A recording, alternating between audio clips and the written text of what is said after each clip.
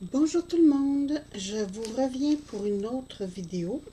En fait, je voulais vous montrer, j'ai plein de petits tampons comme ça là.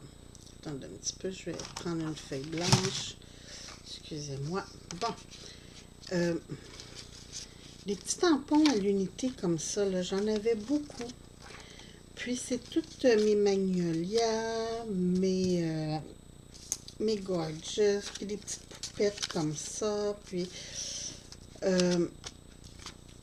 ça prenait beaucoup d'espace, mais pas large.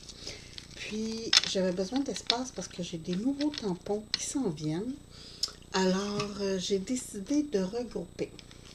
Vous savez, je vous ai déjà fait une vidéo pour ces tampons-là que j'avais plastifié parce que le papier plastique dans lequel je les avais reçus, ça avait plié et mes tampons étaient pliés. Donc pour les récupérer, j'avais plastifié, je les avais tamponnés, je les avais plastifiés, puis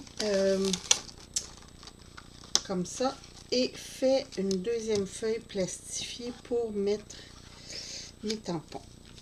Maintenant, j'ai des feuilles plus longues pour ma pour ma plastifieuse. J'ai des feuilles plus longues. Donc, au lieu d'être format lettre, sont format A4, si ma mémoire est bonne, donc plus longue, ce qui me permet de faire mon tamponnage et d'avoir une partie sans tampon pour mon dessous. Donc, je vais vous montrer ce que ça donne. Comme vous pouvez voir avec les vidéos qui suivent, je suis dans mon rangement pour essayer de me faire un petit peu de place parce que ça s'en vient pas mal encombrer mes trucs. Alors, voici ce que ça donne. J'ai fait mes tampons et ce qui est sur la couverture, c'est exactement les tampons qu'on retrouve ici. Donc, mes gorgeous sont là et tout. Et ça me permet aussi de les voir en couleur, donc d'attirer l'œil plus facilement. Ici, j'ai mes petites magnolias. Puis encore des petites magnolias. Il m'en reste que j'ai pas fait encore parce que j'en attends. Donc, c'est ça. J'ai commencé à faire ça pour mettre mes tampons parce que je trouve que c'est plus voyant. Puis, ça se range bien. Ça prend moins d'espace d'épaisseur, si on veut. Donc, je trouve ça fantastique. Puis, j'ai décidé mes petits acétates avec l'image de mes tampons dessus. Je les récupérais. En fait, vous avez un côté un peu plus rugueux que l'autre. Je vais les colorer sur le côté rugueux avec mes Copics, mes marqueurs à l'encre.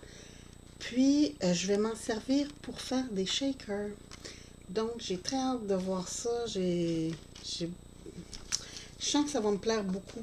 Alors, c'était une très, très, très petite vidéo pour vous montrer mes rangements que je fais naturellement, juste pour vous donner un aperçu là, pour les dimensions. Attendez un petit peu, je vais vous dire.